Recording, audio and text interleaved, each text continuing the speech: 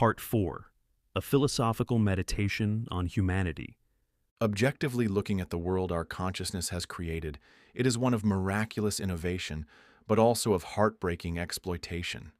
If true compassion is a shining beacon, let this light illuminate the suffering of the countless sentient beings under our oppression. On the spectrum of consciousness on Earth, we are the highest beings with the greatest level of intelligence and self-awareness. We can imagine, fantasize, plan, execute, and collapse ephemeral ideas into physical existence. Our cities, buildings, infrastructure, technologies, poems, and art are absolutely astounding. Yet we also share the same foundational consciousness as all other animals, the drive to stay alive and reproduce through the lure of pleasure and the avoidance of pain. We, humans and other animals, want to live because, at the minimum, injury and dying are painful, whether from starvation, drowning, hypothermia, burning, electrocution, stabbing, bludgeoning, or any other means of ending life. In our pursuit to live and maximize comfort toward indulgence and extravagance, we exploit and abuse other people, animals, and the planet. This is the natural duality of us versus them in the competition for life and comfort. To promote our health, we deprive others of theirs, conducting gruesome scientific experiments on them. As we seek to cure diseases, we subject them to horrifying afflictions. To build our shelter, we destroy their habitat and raze their homes.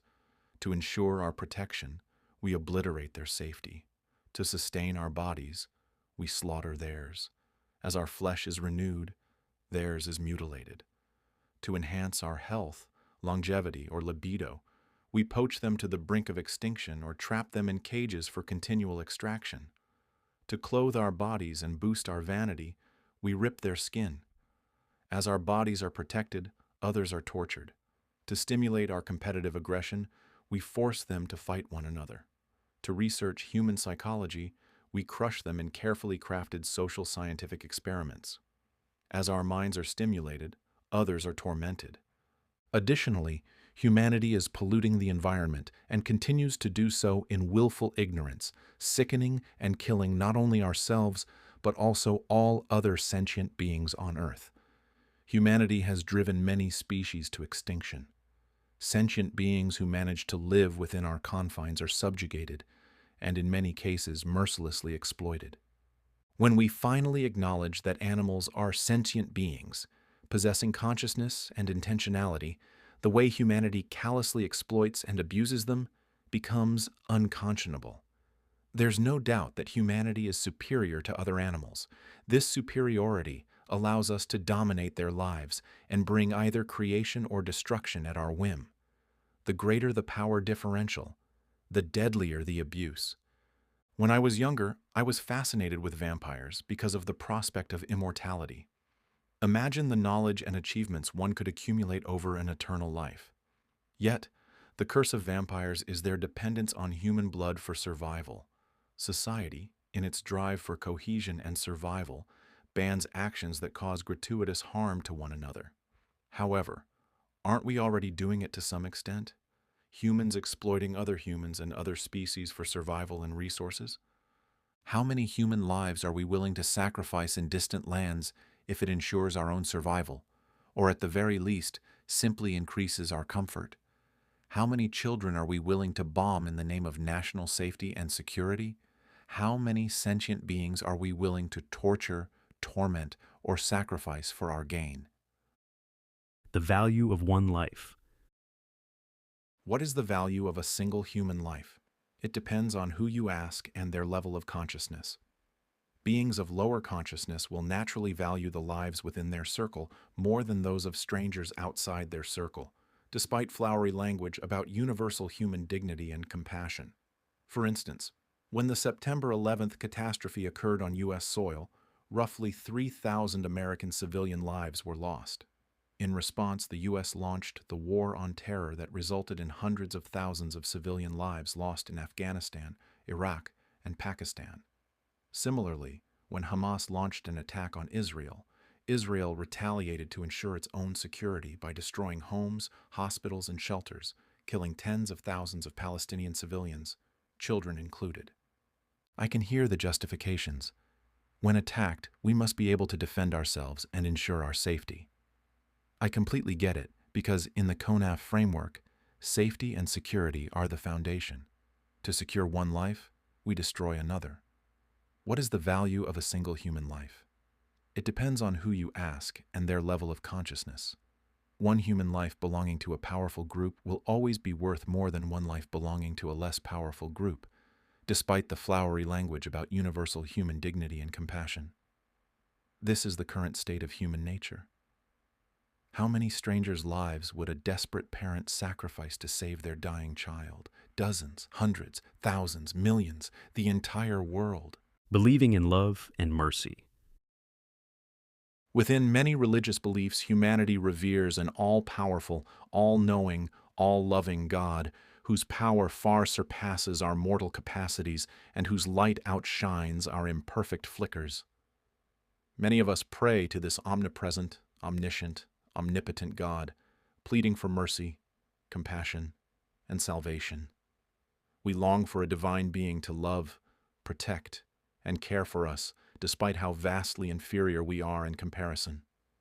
But do we extend the same transcendental compassion and mercy to the sentient beings who are vastly inferior to us? Do we, as humanity, truly deserve what we seek and have not given? What is the truth? Where is the love? Where is the universal justice we so crave? As we yearn for compassion and salvation, what are we actively doing in accordance with that spirit? Truthfully, as Shakespeare wrote in The Tempest, hell is empty and the devils are here. There's a cutscene from the video game Diablo 4, spoiler alert, that captures this complicated sentiment. In the game's lore, Inarius, a fallen angel, and Lilith, a demon, birthed the Nephilim, beings born of both angel and demon, and later gave rise to humanity in the hidden realm of Sanctuary. Removed from the eternal conflict between heaven and hell, this fragile sanctuary was meant to escape the constant warfare. Yet, Inarius ultimately murders their firstborn son, seeking redemption from heaven for his relationship with Lilith. In his final bid to undo his wrong, he invades hell to kill her. There, she confronts him. Please watch the actual video clip on YouTube. It is a powerful scene that gives me chills every time I watch it. I wonder what draws me to it so much. Maybe it's the intensity of emotions. Love, hate, betrayal, vengeance, sadness, anger, grief, doubt, hope, and despair, all in one scene. Whose side can we identify with? The grieving demonic mother or the self-righteous angelic zealot? Maybe that's how I view humanity and our sanctimonious hypocrisy. What goes around comes around. The self-serving desire to be loved and protected by a much more powerful being while mercilessly exploiting the helpless and voiceless is comical. If God is truly loving and compassionate, how would that loving entity view the hypocritical cruelty of humanity? Or do you believe that humans are so special that our sins are transcendent, beyond justice and reproach, that somehow universal justice does not apply to us? Do you pray to God for mercy and protection? Does God answer your prayer? Isn't it time to burn the veil of deception and rip asunder the mask of duplicity? When helpless beings are tortured, tormented, or slaughtered, do they not also cry out and plead for mercy? Who answers their prayers? Humanity. And just like humanity's answer, is God's answer silence? Buddhism and compassion. Among different religious beliefs, Buddhism stands as the beacon of compassion for all sentient beings. Buddhist philosophy believes in reincarnation, that consciousness shifts from life to life based on its karmic deeds, incarnating as humans or animals. We can be lovers in one life and enemies the next. All of us, including our parents, children, lovers, and best friends, can reincarnate as the very animals we torture and slaughter. From this perspective, Buddhist followers are encouraged to practice compassion toward all sentient beings. If people truly adhere to their religious beliefs, the region with the most Buddhist followers should also have the best animal rights and welfare. Is Asia the beacon of compassion for animals? When Buddhist followers pray in temples in front of Buddha statues, what goes through their minds? If you are Buddhist, what do you pray for? Alleviation of suffering for all sentient beings, or for your self-interests and well-being, while you treat animals that cross your path as mindless commodities. The Buddha has compassion not just for humans, but for all sentient beings. What is the impartial law of karma, and how should it apply to us all? I'm singling out Buddhism because of the inherent compassion in its belief system. For any other religious belief, I also wonder the same thing.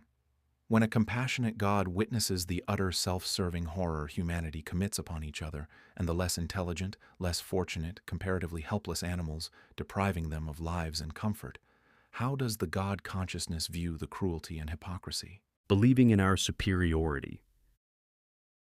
One of the most fundamental psychological drives, as described in the Konaf system, is the desire for superiority. Homo sapiens, though undeniably part of the animal kingdom, strive to see themselves as unique and exceptional, often citing their superior intellect. Many believe they are fashioned in the image of God, God-like in nature. This belief fosters a sense of separation from other animals, denying the consciousness, sentience, and intentionality of their fellow creatures. This perceived uniqueness and superiority justify the perpetration of evil upon weaker species, many of which likely view humanity as godlike. Ironically, the God that many humans worship is one of ultimate truth, light, love, and compassion, while their actions inflict the darkest horrors upon the planet. The values they claim to revere and the prayers they offer for self-serving gain stand in stark contrast to their cruelty, no matter the elaborate rationalizations they construct. This, unfiltered and unvarnished, reflects the true nature of humanity. In regard to how the superior treats the inferior, the antithesis to the ideal of a loving God is humanity, cruel and capricious. As a collective species, we are so far removed from God's light as we cloak ourselves in a veil of blood and terror. In the universal narrative of light versus darkness, good versus evil, humanity serves as the contrast, the foil to the ideals of a loving, compassionate, and just God. In the current state of humanity's development and level of consciousness, when you pray, do you hear God's lamentation? Religious view on hypocrisy. Hypocrisy is a sin that many religious texts have warned against. Below is a compilation of key passages from Christianity and Islam. Christianity. Isaiah 29:13. The Lord says, "These people come near to me with their mouth and honor me with their lips, but their hearts are far from me. Their worship of me is based on merely human rules they have been taught." Matthew 7:21-23. NIV. "Not everyone who says to me, 'Lord, Lord,' Bhutan, will enter the kingdom of heaven, but only the one who does the will of my Father who is in heaven. Many will say to me on that day, 'Lord, Lord, did we not prophesy in your name and in your name drive out demons and in your name perform many miracles?' Then I will tell them plainly, 'I never knew you. Away from me, you evildoers.'" Matthew 6:1-2. "Be careful not to practice your righteousness in front of others to be seen by them. If you do, you will have no reward from your Father in heaven. So when you give to the needy, do not announce it with trumpets, as the hypocrites do in the synagogues and on the streets, to be honored by others. Truly I tell you, they have received their reward in full." Proverbs 26:24-26. "Enemies disguise themselves with their lips, but in their hearts they harbor deceit. Though their speech is charming, do not believe them, for 7 abominations fill their hearts." Islam. Surah Al-Baqarah 2:8-9. "And of the people are some who say, 'We believe in Allah and the last day,' but they are not believers. They think to deceive Allah and those who believe, but they deceive not except themselves, and perceive it not." Surah As-Saf 61:2-3. "O you who have believed, why do you say what you do not do? Great is hatred in the sight of Allah that you say what you do not do. Surah Al-Ma'un 107, 4-6. So woe to those who pray but are heedless of their prayer, those who make a show of their deeds. Hadith Sahih Bukhari. Actions are judged by intentions, and every person will get what they intended. The signs of a hypocrite are three. When he speaks, he lies. When he makes a promise, he breaks it. And when he is entrusted, he betrays the trust. Sahih Bukhari, Sahih Muslim. What good is your performative recitation, demonstrative prostration, or impressive knowledge when your daily actions enable or cater to destruction, death, and suffering? Confronting the pain. In the beginning, when I broke out crying at random moments, it felt like life was a vast, beautiful, and vibrant meadow with an underground basement where I hid my issues. In that dark basement, I sensed the presence of a snarling and growling werewolf full of rage, tied up with metallic, clanking chains. Behind him is a mother cradling a crying child, embracing him tightly and soothing him with songs and comfort. Next to them stands a monk, chanting a mantra in an attempt to purify the negativity and add an air of spiritual equanimity. Most interestingly, at the very back of the dark room is a pair of eyes with a cold, piercing gaze, observing the entire scene. Every character in this basement is a representation of an emotion, but those eyes, I couldn't figure out what they represent or their intentionality. Do they observe neutrally or delight maliciously? I lived for a long time in the vibrant meadow with the basement hidden underground, but it was a poison that oozed and festered upward, disrupting peaceful and joyful moments. I realized this was not sustainable and I had to address it at its source. So, I brought it up to the surface, the basement as a closed box sitting in the middle of the beautiful meadow. Once the box unfolded and the walls collapsed outward on all four sides, the darkness contained within spread out like wildfire, rippling across the meadow. The vibrant beauty of the landscape turned completely gray and industrialized. The figures disappeared. The only remaining color, it seems, is one blood-red wildflower that grows in the crack of the gray pavement. Even in the darkest of times, there is hope. A letter to humanity. My initial love for humanity was due to a naivete, believing in our goodness. When I was much younger, the concept of humanity represented an idealism of something good in the world. I fell in love with a facade of a beautiful essence, thinking that while I am deeply imperfect, humanity as a whole is a wiser, kinder, and stronger collective who will help me grow. Even when I am alone, I know that you, my love, are always there. Around the age of 6 or 7 years old, I remember walking alone outside our apartment and suddenly being spooked by an aggressively barking dog. I started to cry, feeling scared and helpless. Suddenly, an adult picked me up and yelled at the dog to stop. In that moment, I felt safe and protected in your arms. Over time, learning that my love is the strongest living species on Earth, with the power to grant life and death, was exhilarating. Infatuated, I threw myself into the way of the world and the will of humanity, living life to the fullest and enjoying our creations on Earth. Despite a few issues here and there, the shining ideals of truth, justice, and love were our North Star. A blessing. Loving humanity, loving you was a blessing. I felt safe, empowered, and inspired in your midst. I grew up among you and found comfort in our connections. Your kindness, even as strangers, was deeply touching. Your beautiful presence was always there in the joyful and heartwarming moments shared with family and friends. You were there with me in our long talks, at times late into the night, our meandering walks through the park, just enjoying each other's presence. Our jokes and laughter until tears fell, our shared dreams of higher ideals, the care you showed me and your gentleness toward the animals in front of me. Even in my solitude, I knew I always had you, surrounded and embraced in your ocean. A crack. But my love, your facade started to crack with time. During my freshman year at Georgia Tech, I was alone in my room on a Friday evening waiting for a night outing. To pass the time, I was scrolling through Facebook and saw a post about slaughterhouses that linked to a video exposing the reality within. What was I expecting? I could accept that we kill animals for meat, a necessary passing moment of cruelty for the sake of survival.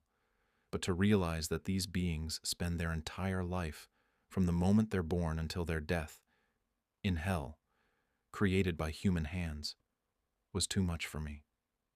I was completely shocked and heartbroken, crying my eyes out at the horror. Once I started pulling at the string, more truth unraveled and revealed itself.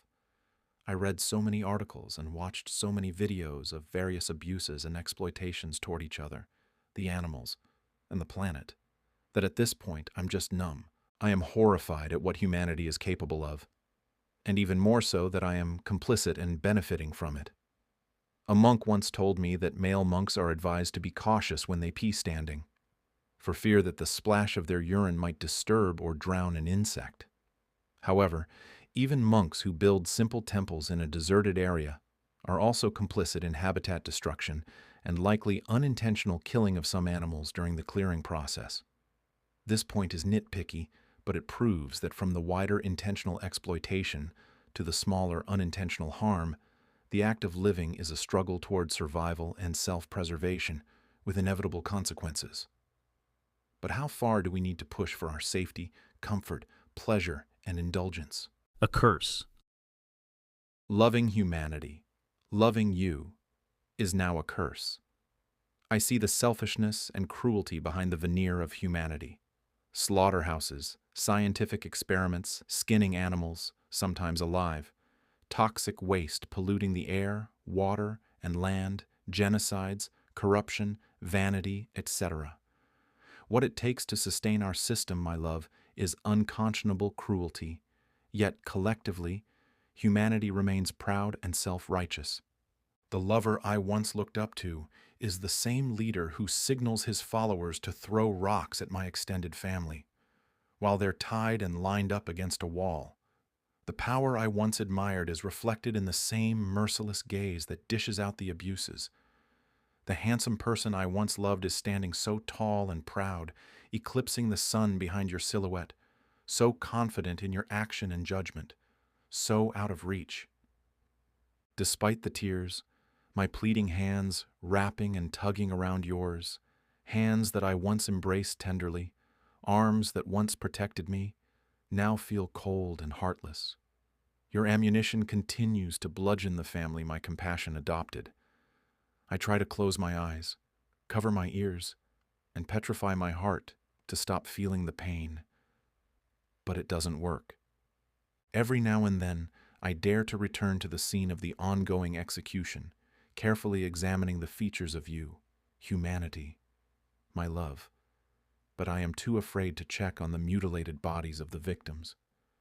I dare not grasp the full comprehension of their pain and horror. I desperately need to understand your nature, to explain your cruelty and heartlessness. What is the truth?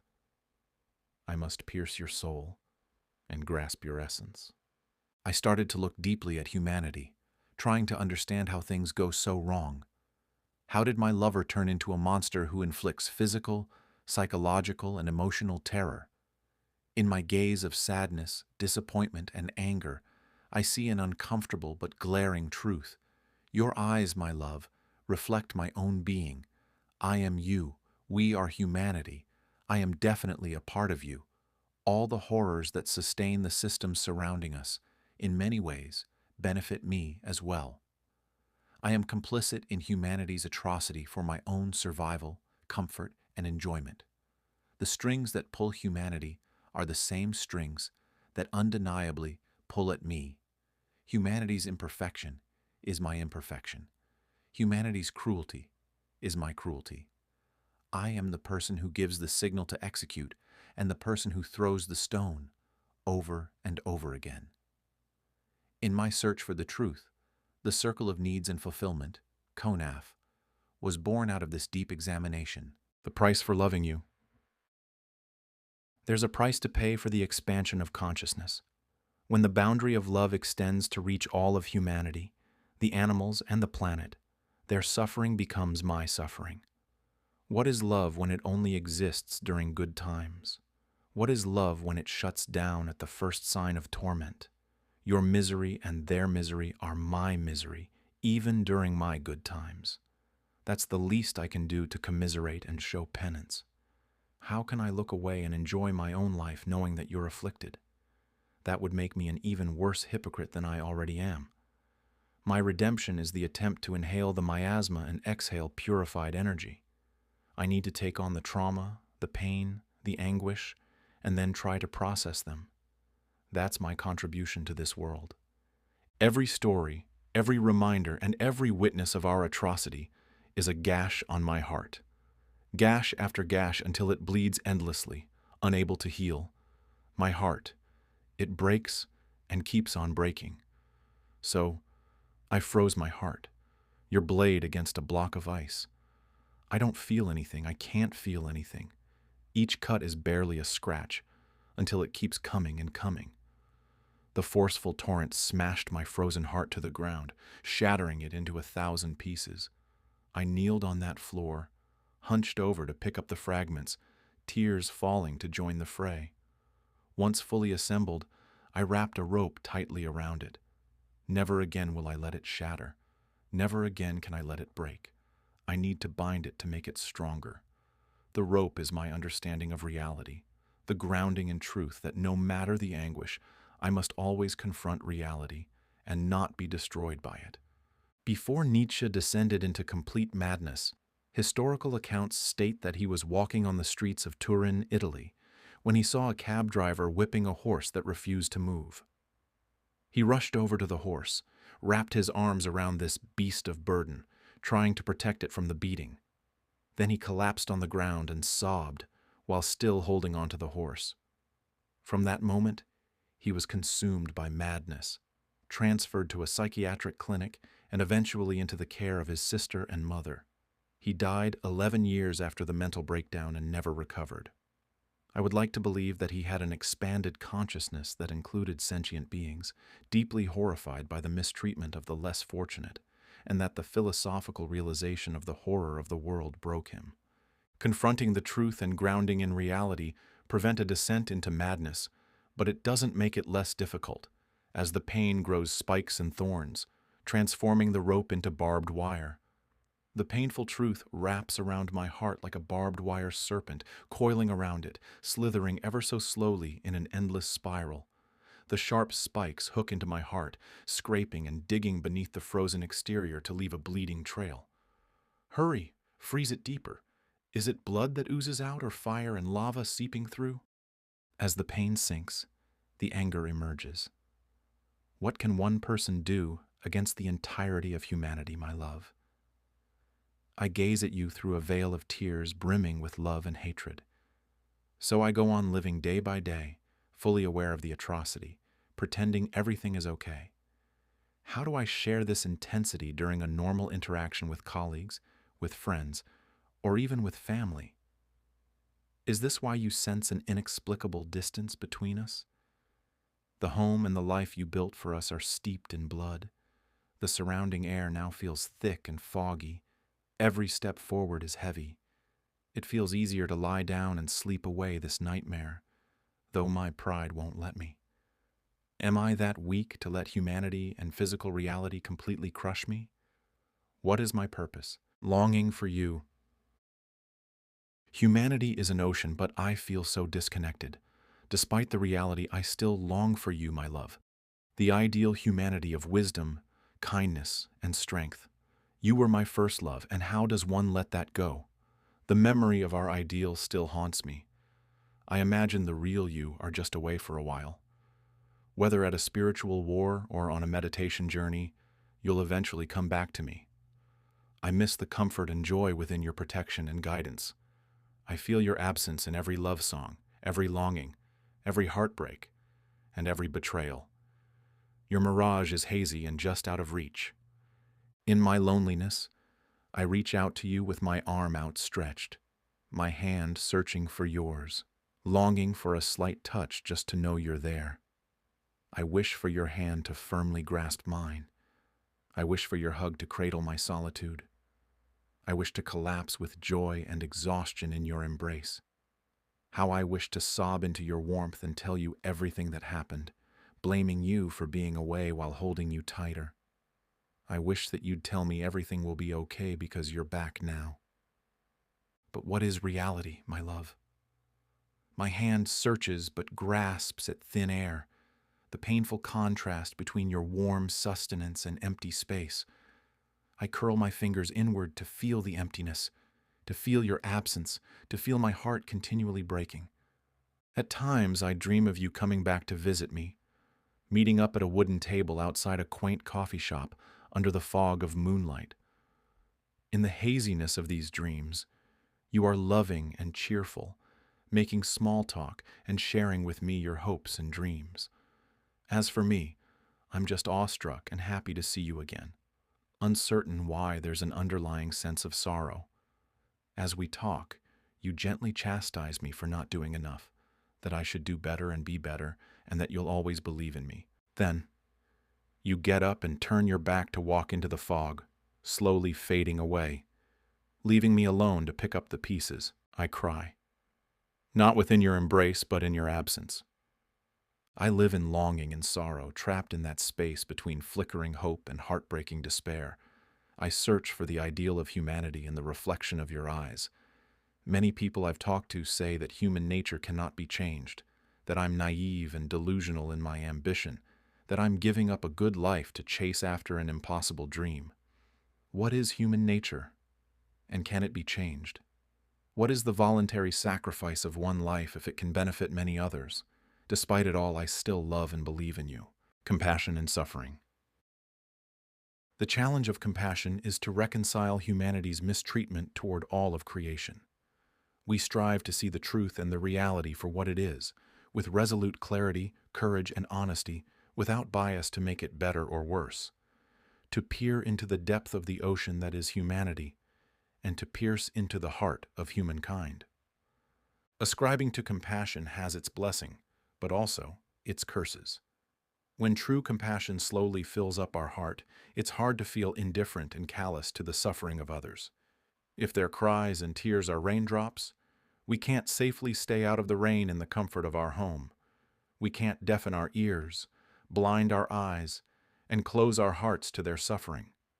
We are exposed and vulnerable to this physical reality of exploitation for the sake of survival, comfort, experience, and indulgence. When I am reminded of the immense suffering, the weight feels like a heavy boulder that crushes me. Existential suffering is a swirling abyss of emotions and tears. Brick by brick, I have to build a dam for containment lest it consumes all of life. Managing anger. My uselessness and hopelessness to change physical reality feels like a giant eel thrashing against the wall of an invisible cube of my own making, slamming against the walls in futility until I feel emotionally exhausted and drained. Pain eventually gives rise to anger, but anger directed at what? Humanity? Physical reality? At myself?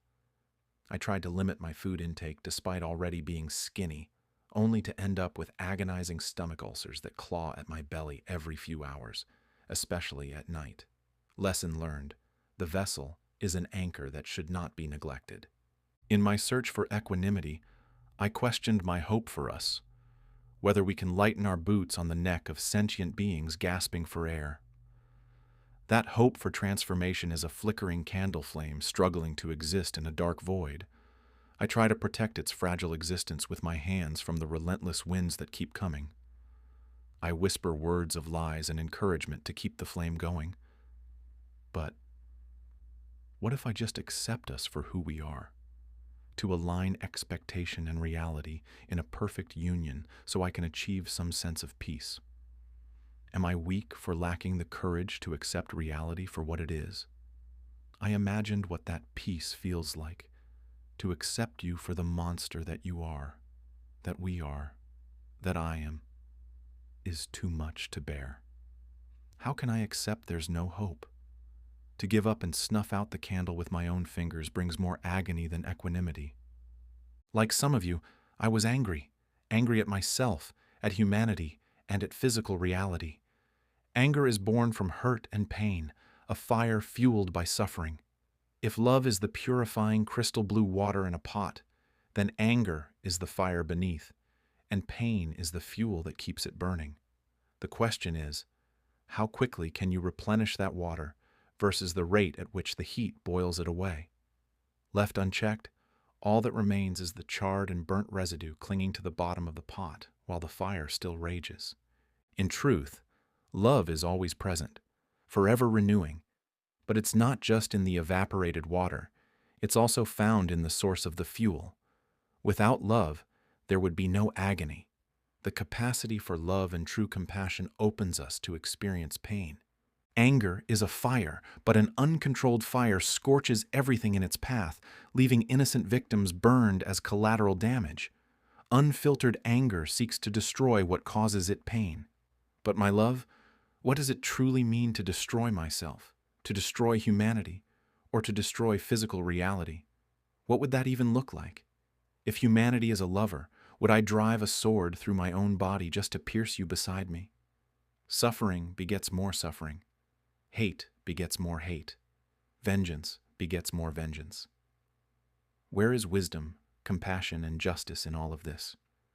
The Buddha said, "Hatred does not cease by hatred, but only by love. This is the eternal rule." I've come to grasp the wisdom in this statement.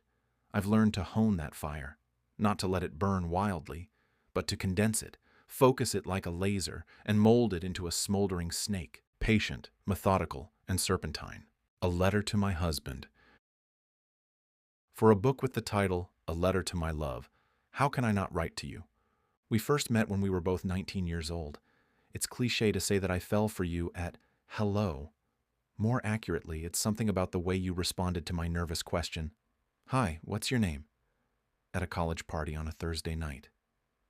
There was a hint of shyness, but genuine kindness in your words. We made small talk and danced briefly together during the party. After it ended around midnight, we strolled to a large water fountain close by. There we sat and talked for hours until 3 in the morning. Our conversation felt so natural and flowing. Holding your hands that night felt electrifying, yet familiar and comforting. The next morning, I bought a rose at the student center and gave it to you between classes.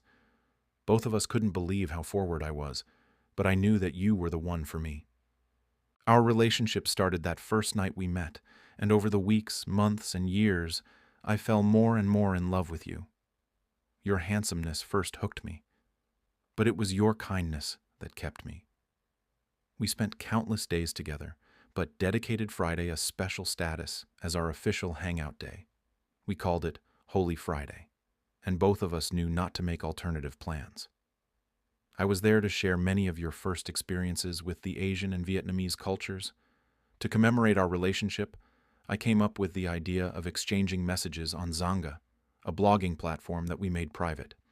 We wrote back and forth, freely sharing our thoughts over the years. Despite our natural connection, we broke up after 3 years of dating. I was naive and completely in love with you. I loved you without reservation or doubt. That breakup devastated me and shattered my heart. Near the end, our messages on Zanga became a series of doubts, on your part, with desperate attempts to plead and convince you on mine. I was frantically grasping for the foundation of our love, but no matter how hard I tried, the rock disintegrated and slipped away between my fingers. When I opened my hands, small traces of sand remained, and that too blew away. Even now, I can't bring myself to reread those Zanga messages, because they are so heavy, tinged with such sadness and desperation. I believed in us wholeheartedly and gave everything to our relationship. You betrayed that trust, trampled on my naivete, and broke my heart. I learned the price of vulnerability and the pain that follows. That devastation taught me the true meaning of Buddha's words. Attachment brings suffering. Heart, so weak and strong at the same time. I learned to steel myself and move forward. When you came back to me after 3 years, I welcomed you back with open arms, but a wounded heart. I wasn't expecting much except to simply enjoy the moments we shared together. You sensed the change and did what you could to mend the cut. You were with me through the arduous journey of medical school, residency, and fellowship. You were the first one to hold Franz and Liesel, our beloved cat children, the day we adopted them. I showed you interesting parts of the Asian and Vietnamese cultures, and you showed me the world. Literally. Our annual trips, often international, opened my eyes and my mind. I especially loved our time together during these vacations. Being with you through new cities, parks, historical sites, markets, excursions, and experiences brought joy and peace within me. I loved the feeling of meandering through new places with you, full of excitement and intrigue with no care in the world, just a backpack to sustain us. What responsibilities, what obligations, all left behind. Remember our walk through the rice field in Bali after the rain because I insisted we have to be in it to truly experience it? I slipped on the wet mud, fell on my derriere, broke my sandal strap and stained my khaki shorts with brown mud that looked like poop. Then shamelessly limped through a tour at the water temple with poopy pants and broken sandals because we couldn't forgo the next scheduled excursion. So many experiences and memories to bind us. Our last international trip of 7 weeks after finishing the Emory Fellowship was amazing and life-changing. You intended it to be a big celebration before we settled down with life. Now that the decade-long medical training program was finally over, we planned on buying a house and adopting children to grow the Knowlton family. That unique last name, Knowlton, is a symbol of our love. We fought many times over it because symbolism matters to me, while you didn't and don't care as much about it. You say that I care more about the symbol than the substance, but I feel that the symbol reflects the substance. We both wanted a simple life in a simple house with human children, whether adopted or conceived through surrogacy. This shared dream was an implicit promise that guided our steps throughout the years. We are very blessed to have love for one another, the support of both our families, connections with our friends, excitement in our adventures, and careers that we find rewarding. This life has been kind to us. You know I've been dealing with the suffering of the world for a while, so you intentionally booked us a meditation retreat in Thailand, hoping that would bring peace and closure to my issues so we could focus on building our family, building a life together. I remember opening my heart to a senior monk there and asking him about the suffering. His response was expected. Suffering exists and is a natural part of life. Do what we can, sit with the suffering, and also don't miss out on the beauty of life. At that moment, I couldn't stop crying and finally gave up on trying to achieve equanimity after 20 years of searching for it. I was excited for my first spiritual experience during this trip. Life-changing is an understatement. That same night, I felt compelled to start writing my book, which is the genesis of this trilogy. As I write, I have to clarify my thoughts, philosophies, and beliefs, distilling and consolidating them into a cohesive system. My deep meditation into the nature of humanity led to the development of the Circle of Needs and Fulfillment, CONAF, system, which is applicable to all living beings. The expansion of consciousness, therefore the expansion of awareness and CONAF to wider groups, brings me to the second book. More and more, I wholeheartedly believe that I need to work on expanding my consciousness, and more importantly, try to do something about the immense suffering out there. Unexpectedly, my crystallizing philosophy takes me further away from you and our life. I want to focus on addressing all of humanity, while you need me to focus on our dream. As I talk incessantly about my philosophy, you really hate it. I try to live my life in accordance with my beliefs, but unfortunately, it detracts from our future. As a compromise, I suggested that you probably should think of yourself as a single parent with support to minimize my obligation to the family. Understandably, you reject it as unfair to you and the child we will have. I didn't want to lose you, so I lied to myself and to you that family life is what I also wanted. For 2 years, we oscillated back and forth between moving forward with adoption and taking a pause. We rented a 4-bedroom house in a great school district far from our family and friends, then moved to a 2-bedroom apartment to save money to buy a house. Then, Prior to the separation, we almost bought a 4-bedroom house in this crazy economic inflation to solidify our dream. As we headed more and more toward family life, I felt more and more uneasy.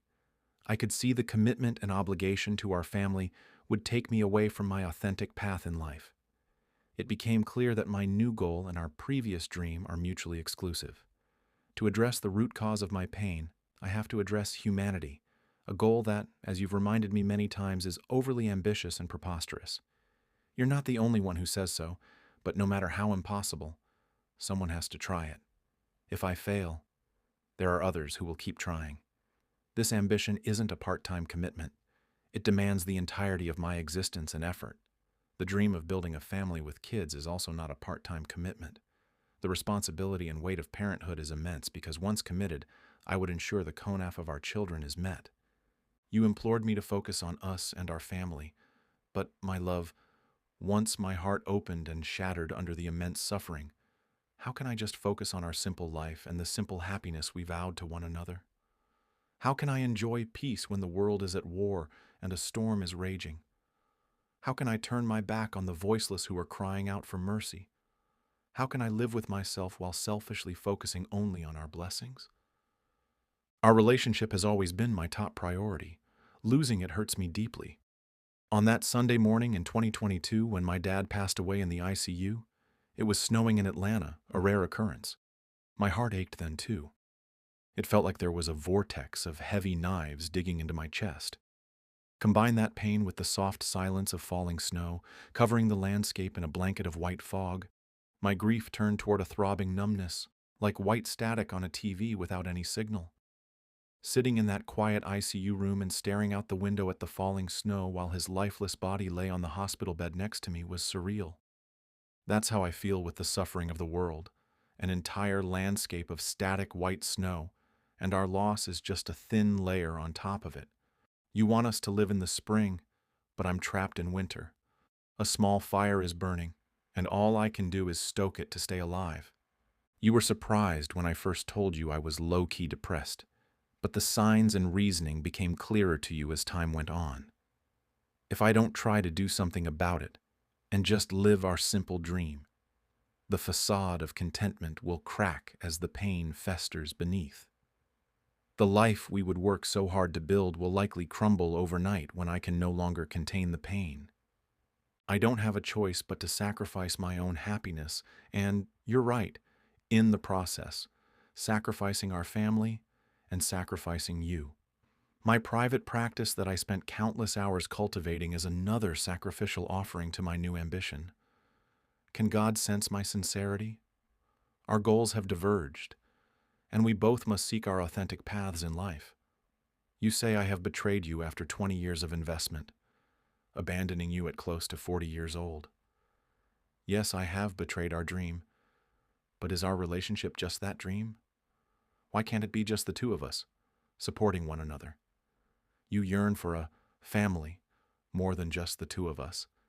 Are we not enough? You say that even if you give up your dream of raising children, a sacrifice too much for me to bear already because I'm afraid of your resentment years later, I still cannot prioritize you first above my ambition. I had to take a moment to really ponder the truth of your statement. If I had to choose you or choose to advance my goal, which would I pick? I've come to the realization that I can't support your dream, and you can't support my dream. I can't alleviate your pain, and you can't alleviate mine either. Is home a place or a person?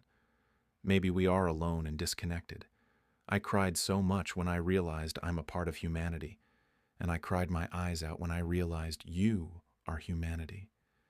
Let me deeply feel this sense of loneliness, a life without you in it. And so, we separate, you in your place and me in mine.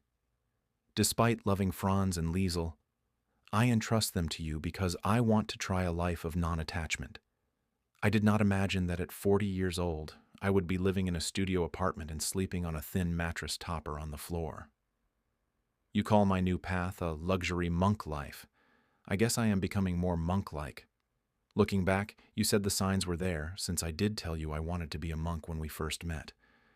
I have always admired the Buddha's path of home life to homelessness, toward enlightenment, to which you said that he abandoned his family and technically is a deadbeat dad. The night Prince Gautama was leaving home, he found out that his wife had just given birth to his newborn son.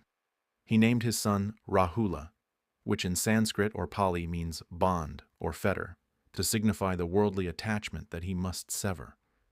How many years prior to our separation did I jokingly call you either Rahula or a fox demon who attempted to seduce the Buddha during his meditation? Severance of attachment. Is that what I'm doing? Our separation shows me that I have taken you for granted, that I miss you a lot and love you more in your absence. I miss your presence. I miss waking up next to you. I miss our hours-long talks. I miss the closeness that we shared in both the beautiful and mundane moments of life. I miss you coming home after work. I miss walking side by side with you during our adventures.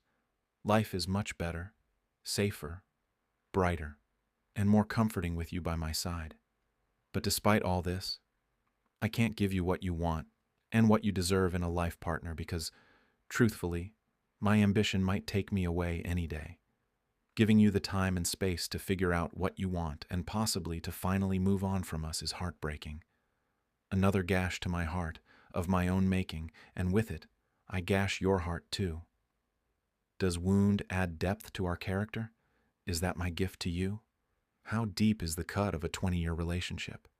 I will always love and support you, regardless of whether we get back together or if you find someone else. You're an amazing guy. Loving, kind, sincere, intelligent, and handsome.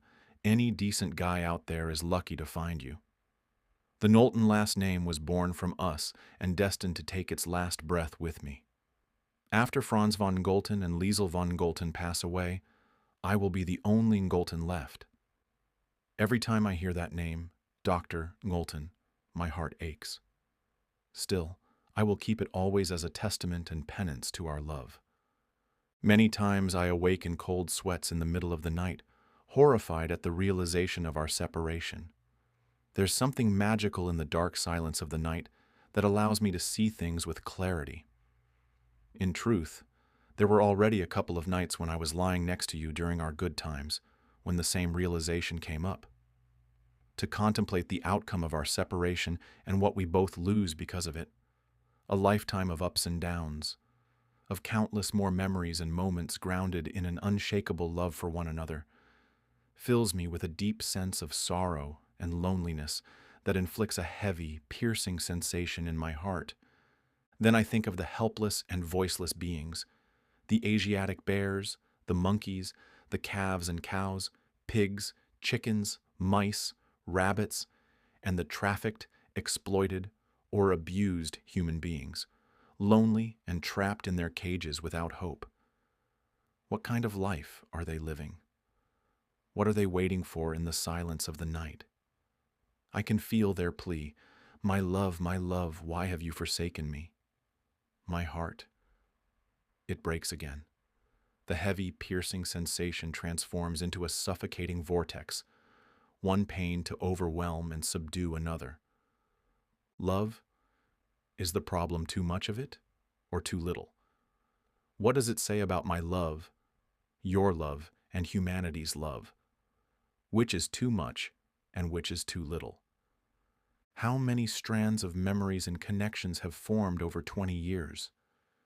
Isn't it ironic that a rope binding two opposite sides so tightly is also straining to snap apart from the tension? The severed strands fray and curl away from each other, as if turning away in sorrow, resentment, and disdain. I cried and grieved for my own death, seeing the innocence in the eyes of my younger self, unaware of the overwhelming pain that would eventually consume him. I grieve for my mother, family, and friends because what they have is an empty shell of me. I grieve for us, the family and future we could have had. I see this potentiality as a delicate strand of silk, glimmering and floating in the air. My hand gently caresses its aura, feeling the entirety of its weight, joy, and loss. My heart keeps breaking. Perhaps in an alternate dimension I would wake up next to you from this nightmare, tears streaming down my face from the deep sorrow and sacrifice we had to endure. The heaviness would linger for a while, but it would make me appreciate you even more, as lovers who nearly lost one another gain an appreciation beyond petty grievances and fights. In that life, we would honor and carry the weight of our wedding vows, loving each other through thick and thin. I do believe that love, in its truest form, can conquer anything, and hope lies hidden in this truth. Like Anne Frank once wrote, "In spite of everything, I still believe that people are really good at heart." A letter to my love. I've been avoiding this section for the longest time, and it turns out to be the very last to write. Calling you my love seems disingenuous and painful. I have to admit, it's easier to love some of you than the rest. Franz and Liesel are my cat children, and as I pet them, I ponder about all the cats out there. Who loves and protects them like I do for Franz and Liesel here? I guess it's human nature to love cute or adorable animals. Beauty is truly in the eye of the beholder. The snake vendor. My love, life forms span across different shapes and sizes. As a child in Vietnam, I remember walking by a man on a bicycle with stacks of boxes and a big jar of liquid containing dead snakes in it. He was a snake vendor, selling snake tonic to passers-by. A customer walked up to buy a drink. I stopped walking out of curiosity and stood by to watch. The vendor pulled out a live snake from the box and expertly held the base of its head with a firm grip. The snake struggled and managed to wrap its body around the vendor's arm. The vendor used big scissors to cut off the snake's head.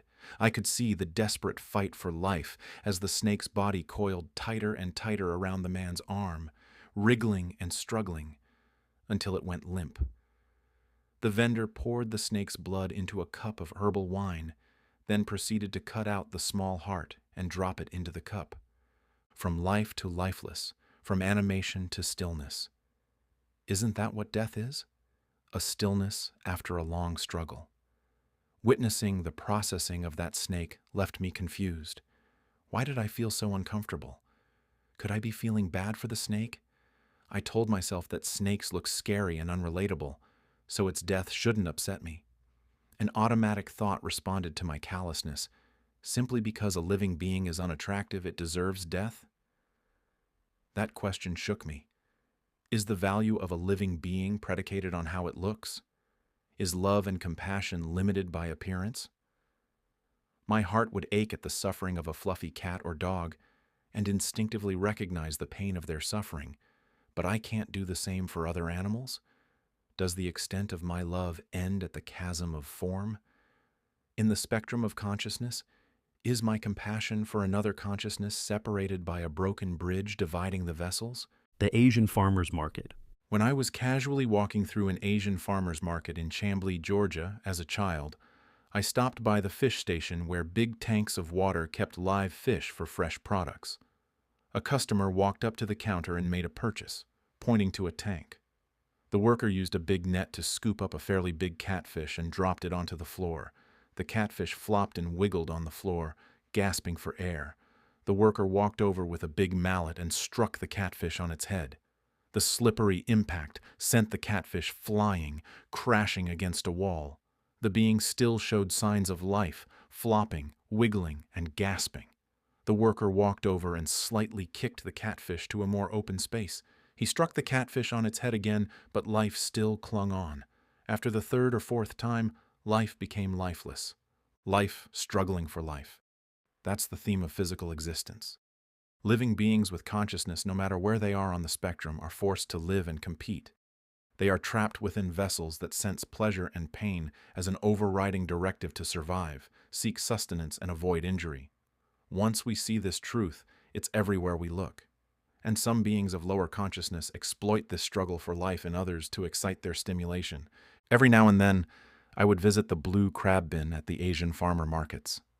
A struggle for life on display for all to see as the crabs clamp to one another, blowing air bubbles, legs wiggling when they're upside down, bodies piled on top of one another, and frantically fighting against the tongs as some customers aggressively try to separate them by twisting their claws, yanking them apart, or striking them. Are the lucky ones already dead? or the ones alive to struggle in futility? Does a prayer do anything? What should I pray for?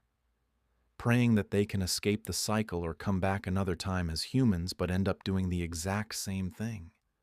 Once we can recognize the spectrum of consciousness that exists in different vessels, programmed with sensations of pleasure and pain to force their survival, we can expand our consciousness to drop into any vessel and imagine trying to live in that form.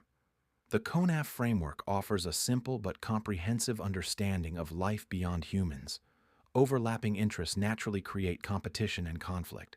We can physically stand on one hilltop and imagine the vantage point on another. We are not limited by our vessel and localization. The Lost Boy. When I was a child in Vietnam, I was sleeping at nighttime in our apartment complex. Suddenly I heard a faint crying and calling of another kid outside the building. "Mom! Mom!" It wasn't safe for a child to leave the building at night, so I lay there listening to this yearning plea of another child. I felt safe and protected with my family, but I wondered about his story, how another young kid ended up searching for his mom at 2 or 3 in the morning. I imagined the loneliness, fear, and longing for his mother, and my heart ached.